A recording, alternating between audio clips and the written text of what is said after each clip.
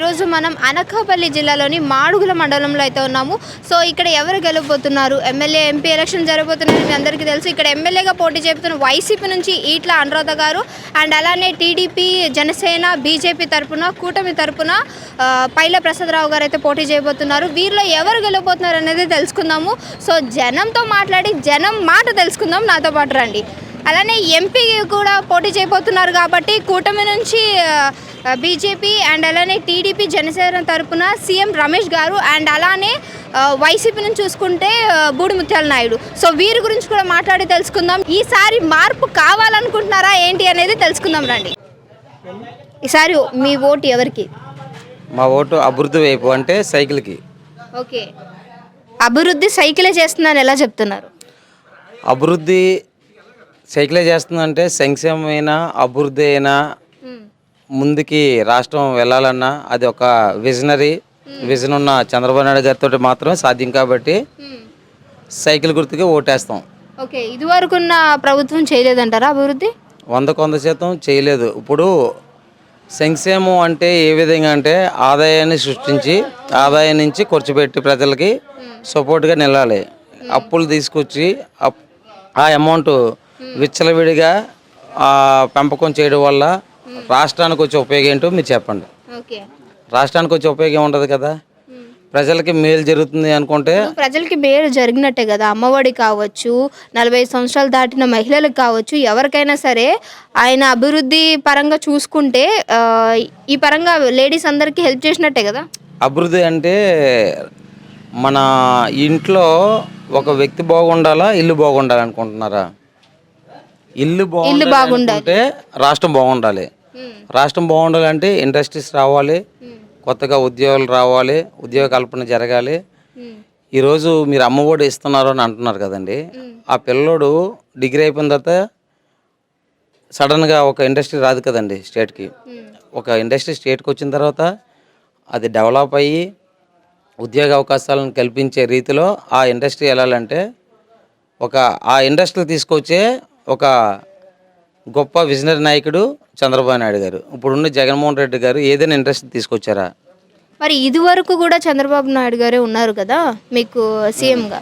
So ఈ మధ్యలో 5 సంవత్సరాల నుంచే జగన్ వచ్చారు. మరి ఇప్పుడు వచ్చాక కూడా ఆయన నిజంగానే మీకు జాబ్స్ అన్ని తీసుకొస్తారని మీరు ఎలా చెప్తున్నారు? ఇప్పుడు ఉమ్మడిగా ఉన్న రాష్ట్రాన్ని కాల్కులేట్ చేసి చూడండి. విడిపోయిన తర్వాత రాష్ట్రం పరిస్థితి ఎంత దిగజారిపోయిందో, మన యొక్క బతుకులు ఎంత అట్టుడి స్థాయికి వెళ్ళిపోయాయి అనేది మీకు తెలుసు. దాని తర్వాత ఆయన అమరావతి అని, పోలవరం అని, పోలవరం అంటే ప్రాజెక్ట్ మాత్రమే కాదు, అది జలధార అంటే రైతులకి జీవనధార.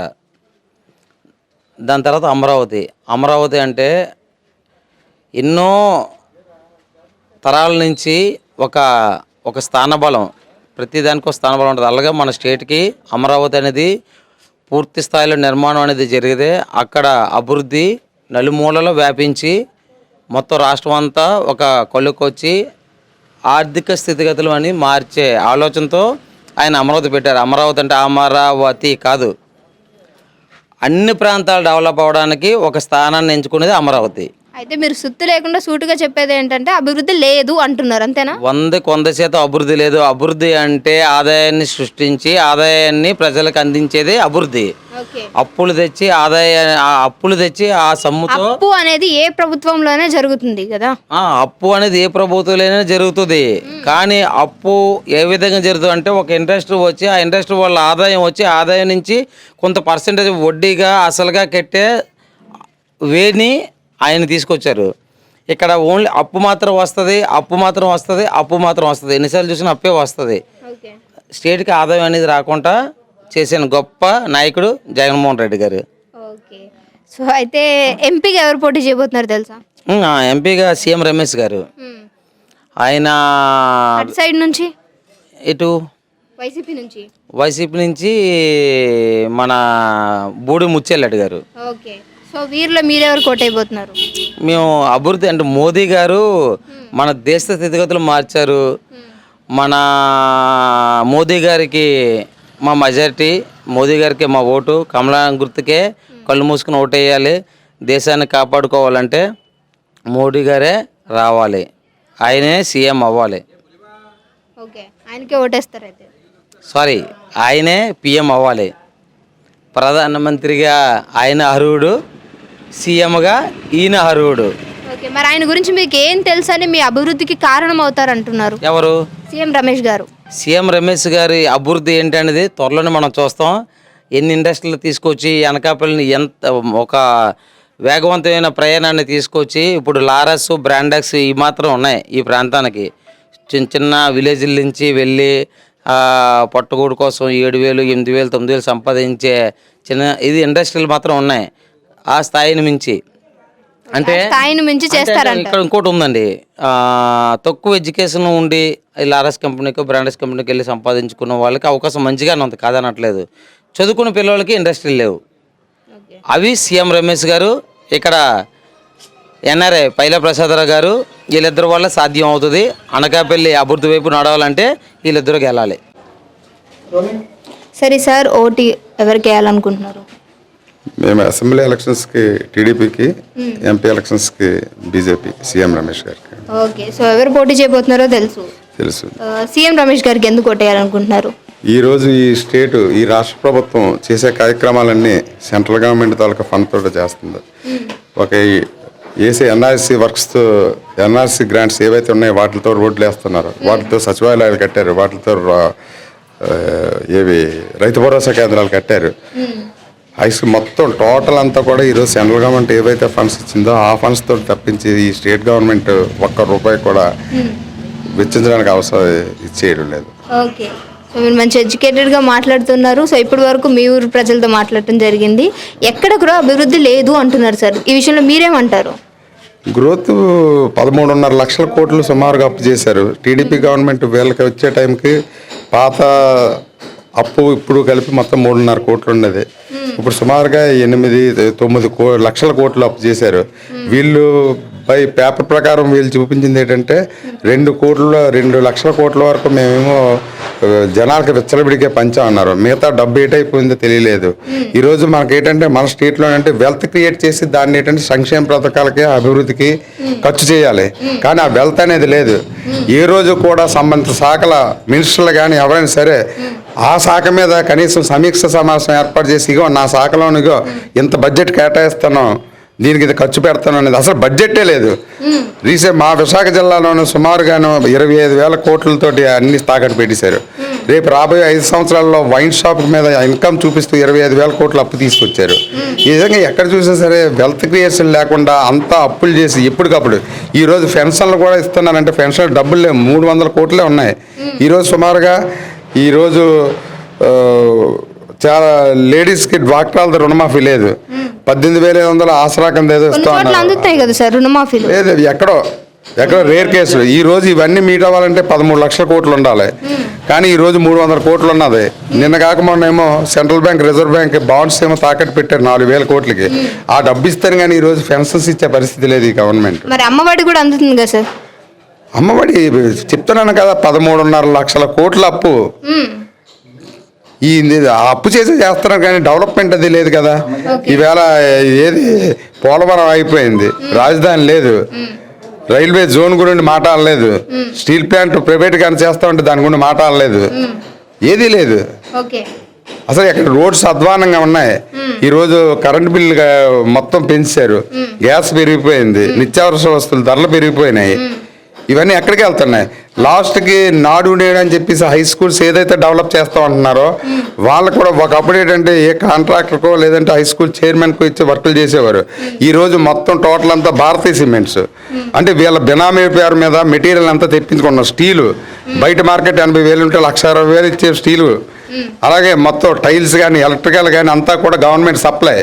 ఈ డబ్బంతా ఎక్కడ పోతుంది? అసలు వాళ్ళు బినామీ కంపెనీలతో ఎందుకు చేయవలసి వస్తుంది, సప్లై చేయవలసి వస్తుంది? ఈ డబ్బంతా ఎక్కడ పోతుంది? పిల్లలకి ట్యాప్స్ ఇచ్చారు, ట్యాప్స్లో ఆన్లైన్లోనూ ఒక్క సింగిల్ ట్యాప్కి వీళ్ళు సప్లై చేసే రేటుకి సుమారుగా 4,000 రూపాయలు తేడా ఉంది. అదే లాట్లో కానీ మనం తీసుకుంటే సుమారు 2.5 లక్షల ఎన్నో ల్యాప్టాప్లో ఇంకా ఎక్కువ తగ్గుద్ది. ఈ డబ్బంతా ఎక్కడ పోతుందో తెలియలేదు. అభివృద్ధి అయితే లేదంట. అభివృద్ధి ఏమీ లేదు.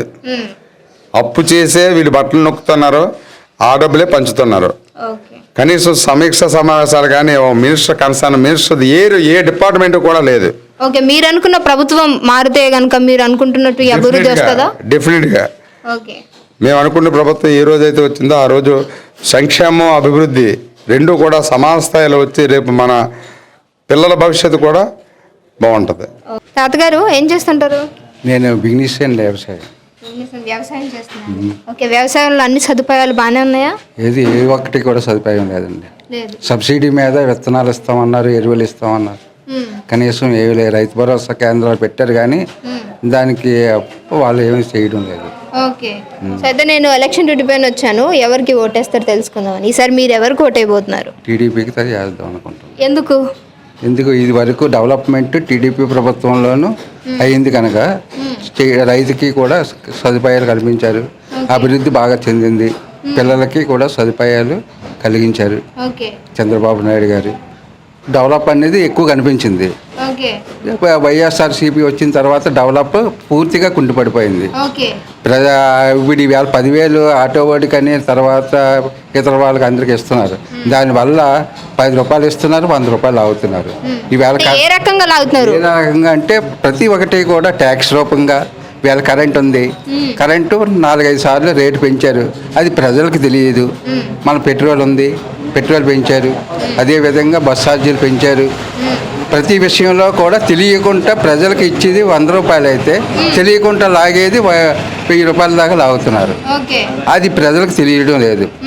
ఈ ప్రభుత్వం చేసే పని అది.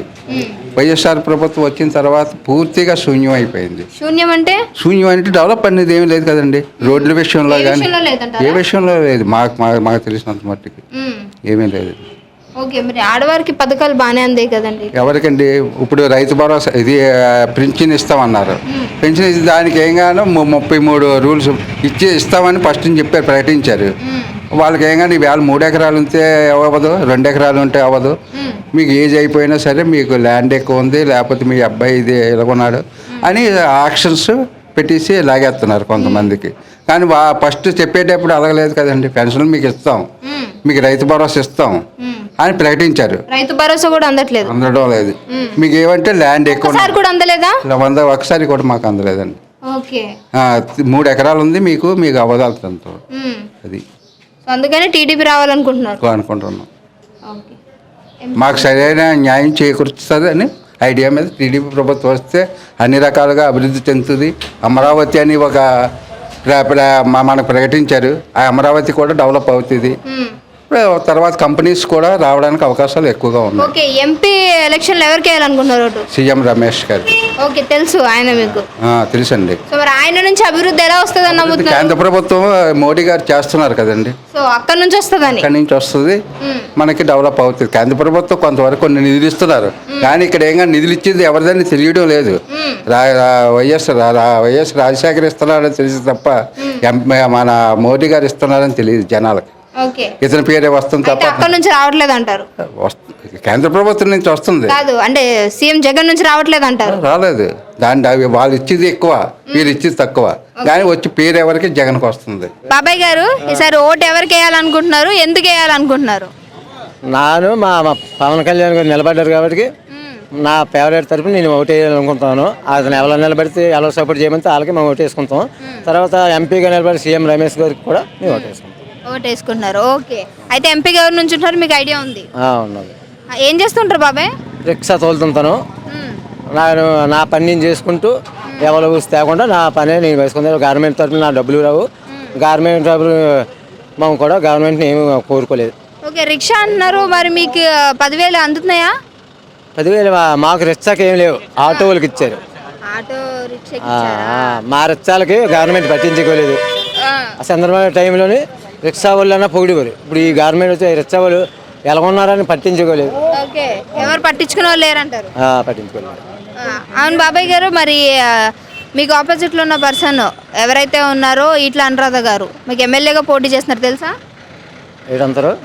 ఈట్ల అనురాధ గారు వైసీపీ నుంచి పోటీ చేసినా, ఎవరికైనా పోటీ చేసినా మా ఓటు మట్టుకి మా జనసేన తరఫున మా పార్టీ తరఫుకి వేసుకుంటాం తప్ప వాళ్ళకి వేయరు. ఎందుకు తెలుసుకోవచ్చా? తెలుసుకోవచ్చు. ఎందుకంటే మాకు ఇన్నాళ్ళు బట్టి మా ఎంపీగా ఉన్నారు, ఆ తర్వాత ఉప ముఖ్యమంత్రిగా ఉన్నారు. రిచ్చబుల్లి అసలు పట్టించుకోలేదు. కనీసం ఎంతో మంది 10 మంది ఉన్నాం, కనీసం ఎండప్పుడు కూడా కష్టపడి బతుకుతాను, కనీసం మాకు ఉపాధి కూడా కనపడలేదు. ఓకే ఆటో వాళ్ళకి 3 మందికి ఉపాధి ఇచ్చారు, కానీ మా గురించి పట్టించుకోలేదు. ఓకే. అందుకే మేము ఎంతమంది ఉన్నా 10 మంది ఉన్నాయి, 10 మంది వాళ్ళకే వేసుకుంటాం. బాబాయ్ గారు, ఈసారి ఓటు ఎవరికి వేస్తారు, ఎందుకు వేయాలనుకుంటున్నారు? ఎందుకు వేయాలంటే అమ్మ ఆటో వాళ్ళకి 10 వేలు ఇచ్చారు, రూట్లు పోగలేవు, వెళ్ళి కేసులు ట్రాఫిక్లో కేసులు రాసేస్తున్నారు. 10,000 ఇచ్చిందే తిరిగి 12,000 ఇవ్వాల్సి వస్తుంది, 2,000 కలిపి ఇవ్వాల్సి వస్తుంది కేసులకి. ఆ ఇచ్చిన ఫలితం ఏమని చెప్పమ్మా. రోడ్లు బాగుంటాయి కదా, ఆటోలు బాగుంటాయి, అది అన్ని బళ్ళు వాటికి వచ్చేస్తున్నాయి, చాలా ఇబ్బంది అయిపోతుంది. అందుకని ఈ చుట్టూ ఏంటంటే పార్టీ తరపున మారితే బాగుంటుంది. రోడ్లేం బాగుపడితే మా జీతాలు అలా ఇవ్వకపోయినా ఇచ్చినా సరే సుఖం లేదు. అందుకు దాన్ని బట్టి మేము వాటికి తెలుగుదేశం పార్టీ లేదా జనసేన ఏదో ఉంటుంది దాని కమిటీ వేసేస్తాం. ఓకే. అయితే రోడ్లు బాగాలేదంటున్నారు, మరి రోడ్లు ఒక్కసారి కూడా వేయించలేదా? ఎక్కడ కూడా ఎక్కడ వచ్చే రూట్ చూసుకోండి, ఇది రహదారి అనకాల చోడర వెళ్ళ సబ్బవరం వరకు హైవే తెక్కితే పర్లేదు, హైవే దాటి వెళ్తే ఏ పక్క వెళ్ళి రోడ్లు పోవాలి, బొల్లి పెట్టుబడి ఎక్కువైపోతుంది. ఇంకే రకమైన సమస్యలు ఉన్నాయి? సమస్యలు అంటే ఇంకేం బొల్లి ఇప్పుడు 10 టికెట్లు ఎక్కినా పోలీసులు కేసు రాస్తారు, ముగ్గురు ఎక్కితే ఆటో బేరం రాదు, అలాగే రాదు. అయితే ఓటు ఈసారి మరి వైసీపీకి వెళ్ళే ఛాన్స్ లేదంటారా? మేము అంటే ఎవరో వేసుకొని మా ఉండే వరకు వెయ్యం. అది అంటే ఎవరు ఇచ్చిన 10,000 రూపాయలు సుఖం లేదు కదా, ఒళ్ళు పాడైపోతున్నాయి, అన్నీ పాడైపోతుంది తల్లి. ఏం చేస్తాం మాకు ఇంటికి కొట్టుకెళ్ళాలని సాయంత్రం 300 మిగట్లేదు. ఈ పెట్టుబడి డీలు ఈ గేర్లు ఆడు అన్నీ రోజుకి 300 మిగిలిపోతుంది. ఇంటికి పెళ్ళం పెట్టలేదు, ఫైనాన్స్ కట్టాలా, మన ఫైనాన్స్ వీకిలు కట్టాలా, దాన్ని బట్టి రోజుకి 300 మిగిలిన కష్టం. సీరియల్ పెడతాను, ఆ సీరియల్ బండి నిండదు, ఎంతసేపు నిండాలా, కేకే ఆ ఎండలో నిలబడిపోతుంది కుర్రాడు, అలాగ ఉంటుంది తల్లి. అదమ్మా. అయితే ఫైన్లు అంటున్నారు కదా, ఏమాత్రం పడుతున్నాయి ఫైన్లు? ఫైన్ అదే కదమ్మా, ఒక చుట్టూ 10,000 పడవచ్చు, 5,000 ఒక చుట్టూ రాయరు కదా, ఒక చుట్టూ తలగా 500 వేయచ్చు. అంత పొడి తీసి క్యాష్ కట్టినాడు ఇచ్చేలేదంటే అక్కడ బండి పక్కన పెట్టేది కదా, ఎక్కడ క్యాష్ కట్టలేదు కదా, పొడి తీసేస్తున్నారు. అది క్యాష్ కట్టినాడు వల్ల ఇంత కట్టాలి, 12,000 కట్టాలి మీరు అని అంటున్నారు. మీరు అడగట్లేదా మరి? ఇది అడుగుతుంది, అడగ ఛాన్స్ ఎక్కడది, కట్టబోయా అంటారు అంతే. ప్రభుత్వం రూల్స్ అది వాళ్ళేం చెప్తాం, అడిగే హక్కు మాకు లేదు కదా, డబ్బు కట్టి వరకే. అడిగే హక్కు అందరికి ఉంది బాబాయ్ గారు, అదే కాదని లేదమ్మా. ఏదో అంతరంటే ఊనేను మొత్తం ఆటలు వెళ్ళిపోతాయి అక్కడ. ఇదివరకు ఏంటి మాకు ట్యాక్స్ కట్టిన 20 పెట్టాలి ట్యాక్స్, ఆర్టీఎఫ్స్కి వెళ్తాం, చలానా ఇస్తాడు 78 కట్టాలని చెప్పేసి ముందుగా పంపించారు కదా, చలానా ట్యాక్స్ కట్టినవాడే ఇచ్చేస్తారు. ఓకే. మరి ప్రభుత్వం మారితే మీరు అనుకున్నవన్నీ మారుతాయా? మారుతాయి గ్యారంటీగానే, కేసులు ఉండకుండా చేస్తానని అన్నారు, హామీ ఇచ్చారు. ఈసారి ఎమ్మెల్యే ఎంపీ ఎలక్షన్లో ఎవరికి ఓటు వేయాలనుకుంటున్నారు, ఎందుకు వేయాలనుకుంటున్నారు? బీజేపీకి వేయాలనుకున్నాము, ఎంపీకి, ఎమ్మెల్యే టీడీపీకి వేయాలి. ఓకే. ఎవరు పోటీ చేయబోతున్నారు తెలుసా? సీఎం రమేష్ గారు అమ్మ, బీజేపీ తరఫు నుంచి. ఇక్కడ మాడుగుల నుంచి గౌరవ రామానాయుడు గారి కానీ టికెట్ ఇస్తే మాత్రం కంపల్సరీ 20,000 మెజార్టీతో ఎంపీకి అండ్ ఎమ్మెల్యేకి 2 వస్తాయమ్మా. ఓకే. ఆయనకి ఇవ్వలేదు కదా? ఇవ్వలేదమ్మా, అదే పునరాలోచన చేయమని చెప్పేసి పార్టీకి చెప్తున్నాం. ఓకే. ఎంతవరకు నిర్ణయం తీసుకుంటే చూడాలి. ఆయన పైలా ప్రసాదరావు గారికి ఇచ్చారు కదా? లేదమ్మా, ఆయన ఎన్ఆర్ఐ ప్లస్ ఇక్కడ కాన్స్టిట్యూన్సీ ప్రజలతో మమేకమే లేదు, ఇప్పుడు రావడం వెళ్ళిపోవడం తప్ప ఆయనకి పెద్ద పట్టలేదమ్మా ఇక్కడ. మళ్ళీ చెప్పండి, పెద్దగా పట్టలేదు అనుకుంటే. ఆయన 2014లో వచ్చారు, టికెట్ ఆశించారు, టికెట్ రాకపోగానే వెంటనే వైసీపీ చేయించారు ఆయన గ్రూప్ అంతా. రామానాయుడు ఓటమి కానీ 2019 సేమ్ అదే రిపీట్. ఇప్పుడు పైరువీలు చేస్తూ టికెట్ ఇచ్చుకున్నాడు ఆయన. దాంతో జనాలు అందరూ నిరసన ర్యాలీలు, బైక్ ర్యాలీలు చేస్తున్నారు. అదే పరిస్థితి, కాన్స్టిట్యూన్స్ పరిస్థితి అది. ఒకసారి రామానాయుడు గారు టికెట్ లేకపోతే కాన్స్టిట్యూన్స్ అంతా స్తబ్దతగా ఉండిపోయింది. అది టికెట్ కావాలంటారు? అవునమ్మా, టికెట్ కానీ వస్తే మాత్రం ఎంపీ గారికి కూడా 20,000 మెజార్టీ మోడల్ కాన్ఫరెన్స్ రావడానికి ఛాన్స్ ఎక్కువ ఉందమ్మా. పోయినసారి ఉన్న వాళ్ళు ఎవరో తెలుసా? పోయినసారి ఎక్కడమ్మా ఎంపీయా? తెలుసమ్మా. ఎంపీ కాదు, ఎమ్మెల్యే. పోయినసారి రామానాయుడు గారు అమ్మా, ఇక్కడ టీడీపీ నుంచి పోటీ చేశారు, ఓడిపోయారమ్మా. సో గెలిచిన వాళ్ళు ఎవరు తెలుసా? బూడిముత్యాల నాయుడు గారు. అయితే మరి ఇక్కడ మీకు రోడ్లు సరిగ్గా లేవు అని అంటున్నారు, ఆడవాళ్ళేమో అన్ని బాగానే ఉన్నాయి అంటున్నారు, మీరేమంటారు మరి? ఎక్కడ రోడ్లు సగం ఉన్నాయమ్మా? ఆయన మినిస్టర్ ఎన్ఆర్జీఎస్ రోడ్లే లింక్ రోడ్స్ వేశారు, మెయిన్ రోడ్లు ఎక్కడ ఉన్నాయి మీరు వచ్చి చూసారు కదా. మెయిన్ రోడ్ పరిస్థితి ఏంటి, చోడవరం నుంచి ఇప్పుడు మోడల్ వచ్చి పరిస్థితి ఏంటి, ఎక్కడ బాగుందమ్మా మీరు చూసారు కదా కల్లారా, మేము చెప్పడం కాదు కదా. ఆ లింక్ రోడ్లు అయితే వేసాడు, ఎందుకంటే ఆయన మినిస్టర్ కాబట్టి ఆయనే కాంట్రాక్టర్. అది ఆయన ఎన్ఆర్జీఎస్ మినిస్టర్ కాబట్టి అది చేశారు తప్ప ఆర్ఎంబీ రోడ్లు ఎక్కడ కంప్లీట్ చేశారమ్మా? ఓకే, అయితే ఆడవారికి అన్ని పథకాలు అందినాయి కాబట్టి వాళ్ళు ఆయన మళ్ళీ రావాలి వైసీపీ అని అనుకుంటున్నారంటారా? అంటే మీకేం అందలేదని మీరు ఇలా చెప్తున్నారా? కదమ్మా, అందడం అందపోవడం కాదు, కంపేరింగ్ చేయండి. ఓకే, ఆడవాళ్ళు అందుతున్నాయి కాదనలేదు, కంపేర్ చేయండి. ఆ రోజు గ్యాస్ అంత ఉంది, ఈ రోజు పరిస్థితి, ఆ రోజు కూరగాయల రేటు ఇవాళ రేటు, ఆ రోజు ఆయిల్ పరిస్థితి ఇవాళ రేటు, ఆ రోజు లిక్కర్ మగవాళ్ళు ఉన్నారు, మెయిన్ లిక్కర్ అమ్మా. ఆ వేళ 60-70 రూపాయలకు వచ్చేది ఒక నిబ్బు, ఇప్పుడు అదే లిక్కర్ 200కి వస్తుంది. అలా ఉంటే మరి చేంజ్ అవుతారని పెంచారేమో? చేంజ్ అవుతారని పెంచలేదమ్మా, మొత్తం ఇలా తీసుకొని అలా ఇవ్వడం, ఓకే, ఒక చేత్తో తీసుకోవడం ఒక చేత్తో ఇవ్వడం, అది పరిస్థితి. అంత ఎక్కువ రేట్ ఉంటే కొనరేమో అనుకున్నారేమో? అదేం కాదు కదమ్మా,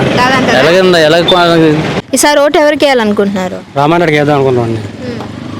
అంటే ఆయనకి ఇంకా టికెట్ ఇవ్వలేదు కదా? టికెట్ ఇవ్వకపోతే ఇండిపెండెంట్ పోటీ చేసినా సరే మేము గెలిపిస్తామండి. ఎందుకని రామానాయుడుకి వేయాలనుకుంటున్నారు? రామానాయుడు ఎన్నో సేవలు చేశారండి మామూలు నియోజకవర్గంలో. ఏ చిన్న పర్సన్కైనా, ఏ గుళ్ళకైనా, ఏ విరాళాలు ఇవ్వాలన్నా సరే, ఏ కష్టమైనా సుఖమైనా సరే ఆ ఫోన్ చేయగల ఆదుకున్న వ్యక్తి ఒక గౌరవ రామానాయుడికి చెల్లిందండి ఇక్కడ ఈ నియోజకవర్గంలో. అయితే పట్టున్న నాయకుడు అయితే ఒక గౌరవ రామానాయుడికి ఉందండి ఇక్కడ. అయితే వేరే ఆయనకి ఇష్టమడికి వైసీపీ గ్యారంటీ గెలుస్తుందండి. ఓకే, అయితే పైల ప్రసాదరావు గారు కదా ఇప్పుడు పోటీ చేయబోతుంది టీడీపీ నుంచి, సో ఆయనకి ఎందుకు వేయరు?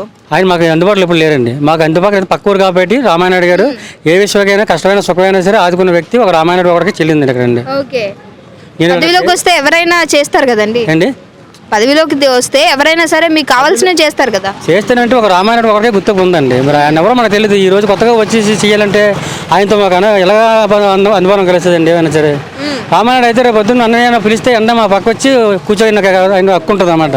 ఓకే, అయితే మరి కూటమి అభ్యర్థిగా ఎంపీ నుంచి సీఎం రమేష్ గారు పోటీ చేయబోతున్నారు. మరి సీఎం రమేష్ గారికి మేము సపోర్ట్ చేస్తున్నామండి బీజేపీ తరఫు నుంచి అండి. ఓకే, మీరు అన్న లెక్కను చూసుకుంటే ఆయన కూడా నాన్ లోకల్ మంచి కదా, మరి ఆయనకు ఓటేస్తే ఆయన మీకు కావాల్సిన అందుబాటులోకి తీసుకొస్తారా? అందుబాటులో వస్తూ ఉంటారండి. ఎందుకంటే బీజేపీ నుంచి పొత్తు ఉంది కాబట్టి, బీజేపీ నాయకులు అక్కడ అనకాపల్లిలో ఉంటున్నారు కాబట్టి, అందుబాటులో కూటమి ఉంది కాబట్టి ఏ విషయం వచ్చి అనకాపల్లి వెళ్ళి అక్కడ వాళ్ళతో మనం ఫైట్ చేసుకోవచ్చు కాబట్టి. ఓకే, లాస్ట్ టైం ప్రభుత్వం మరి మీకు ఏ రకమైన అభివృద్ధి తీసుకొచ్చింది? సో అంటే మీ ఆడవారికి కావచ్చు ఎవరికైనా సరే పథకాలు కూడా తీసుకొచ్చింది. ఈ అభివృద్ధికి కారణం అయ్యారు కాబట్టి మరి వారికి ఎందుకు ఈసారి ఛాన్స్ ఇవ్వలేకపోతున్నారు? రోడ్లే బాగున్నాయండి, ఏమైనా పథకాలు సరిగ్గా అంతున్నాయండి.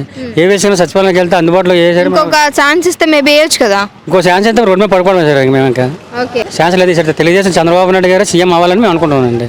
ఈసారి ఎమ్మెల్యే ఎంపీ ఎన్నికలు అయిపోతున్నాయి, మీరు ఎవరు కోటేయాలనుకుంటున్నారు? ఎందుకు?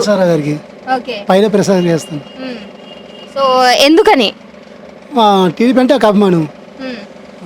సో ఆయన తరపున నుంచుంటున్నారు కాబట్టి వేయాలనుకుంటున్నారా? అవును. ఓకే, మరి ఆయన నుంచే కదా మీకు ఏమన్నా అందాలన్నా కానీ రోడ్లు కావాలన్నా ఇలాంటివన్నీ జరుగుతూ ఉంటాయి. నాకంటే ఫస్ట్ టీడీపీ అంటే అభిమానం కాదు అనమాట. ఓకే, ఎందుకని వైసీపీ తరపున మీకేమి అభివృద్ధి జరగలేదా? సారీ, నాకు అన్ని కాదంటే నన్ను చిన్నప్పటి నుంచి టీడీపీ అంటే నాకు దాని నేను రెండోది నేను చేయను అంటే టీడీపీ అంటే ఒక అభిమానం మాట. అది అదొకటి, మిగతా నాకు అవి అన్నీ కాదు. నాకు చిన్నప్పుడు టీడీపీ అంటే అభిమానం మాట, దానికి ఓటేస్తాను. సో ఎంపీగా పోటీ చేయబోతున్నారు ఎవరో తెలుసా? రమేష్ గారు అండి.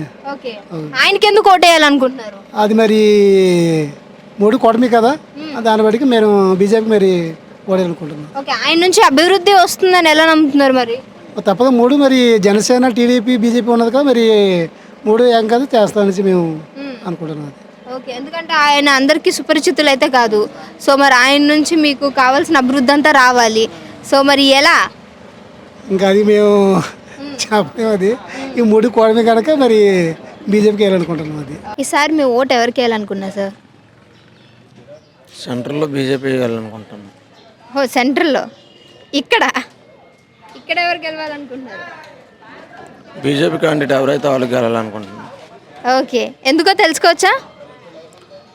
బీజేపీ ప్రభుత్వం చేసినటువంటి పనుల వల్ల ఆ యొక్క మన దేశ రక్షణ గురించి, తర్వాత ఏమో మోడీ గారు సొంత స్వార్థం లేకుండా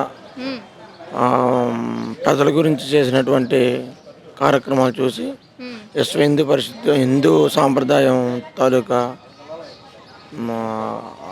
వాళ్ళు చేసినటువంటి కృషిని పెట్టి భారతీయ జనతా పార్టీకి ఓటేద్దామనేసి నేను అనుకుంటున్నాను.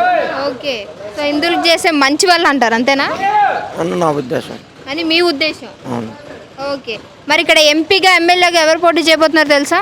సీఎం రమేష్ ఎంపీ గారు 3 రాజధానులు 3 అసెంబ్లీ ఏంటంటే జనసేన, తెలుగుదేశం అండ్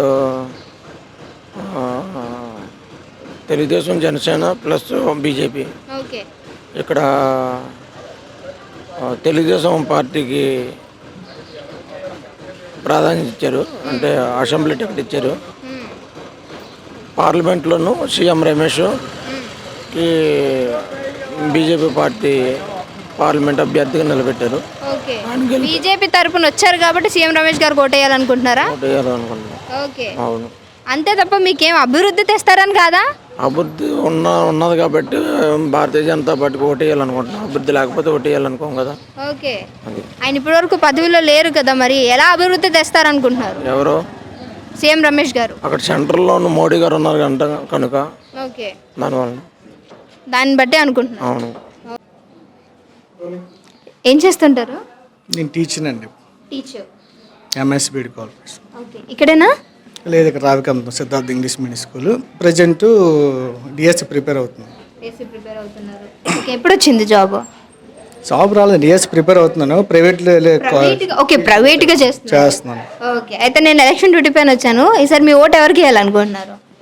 పక్క టీడీపీ. పక్క టీడీపీ. ఎందుకు? ఎందుకంటే చంద్రబాబు నాయుడు గారు యూత్కి ఏదైనా నిరుద్యోగి ఏదైనా చేయగలిగిన సత్తా ఎవరున్నారంటే మన చంద్రబాబు నాయుడు గారే. ఆయన ఆధ్వర్యంలో చాలామంది యూత్కి ఉద్యోగ అవకాశాలు వచ్చాయి. రేపు ఆయన వస్తే ఆయన ఆధ్వర్యంలో యూత్ చాలామంది వెయిట్ చేస్తున్నారు జాబుల కోసం. మొన్నటి వరకు లేవంటారా జాబ్స్? ఏం లేవండి, ఇప్పటికి వచ్చే అవకాశాలు లేవు. చాలామంది చదువుకొని కోచింగ్ సెంటర్లు అంట, చాలా డబ్బులు. ఇటువంటి మన మాడుగుల నియోజకవర్గం ఎక్కువ కూడా వ్యవసాయ కుటుంబాలు. అందరూ కూడా తల్లిదండ్రులు ఏదైనా వ్యవసాయం చేస్తే ఆ డబ్బులు కోచింగ్ పంపించి వాళ్ళు చదువుకొని ఇప్పటి వరకు 5 సంవత్సరాల నుంచి వెయిట్ చేస్తున్నారు జాబులు వస్తాయని. ఇప్పుడు వచ్చే జాబ్ నోటిఫికేషన్ ఏమీ లేవు. ఇప్పుడు తాత్కాలికంగా ఎలక్షన్ స్టంట్ మీద ఇప్పుడు డిఎస్సి నోటిఫికేషన్ ఇచ్చారు. వాళ్ళకి తెలుసు, వైసీపీ నాయకులు కూడా ఎలా ఎలక్షన్ కూడా వచ్చేస్తుంది, ఇది పెండింగ్ అయిపోద్ది, పోస్ట్ పోన్ చేస్తారని తెలిసి కూడా వాళ్ళు తీశారు ఎలక్షన్ స్టంట్ యూత్ని ఆకట్టుకోవడానికి. కానీ ఆల్రెడీ మనకి డిఎస్సి నోటిఫికేషన్ కూడా ఎగ్జామ్ ఆల్రెడీ దీన్ని పోస్ట్ పోన్ చేశారు కూడా. దానివల్ల అంటే యూత్కి ఎలాంటి యూజ్ లేదంటారు? ఏ యూజ్ లేదండి. జగన్ గవర్నమెంట్లో అసలు యూత్కి ఏవి ఉపాధి అవకాశాలు ఏమీ లేవు. జాబ్ క్యాలెండర్ అన్నారు, ఇయర్లీ అదేమీ లేదు. అవకాశం కూడా ఉద్యోగాలు చాలా నిరుద్యోగులు అందరూ చాలా నిరుత్సాహపడిపోయి చాలా ఇబ్బంది పడుతున్నారు. సో వ్యవసాయం అన్నారు కదా, వ్యవసాయానికి సరిపడం అన్నీ కూడా అందుతున్నాయా వసతులు? వ్యవసాయం కూడా ఏం లేదండి. రుణమాఫీ అన్నారు, రుణమాఫీ లేవు.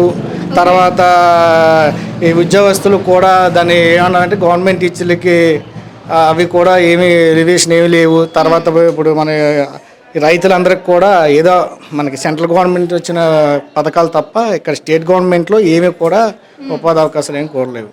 ఓకే.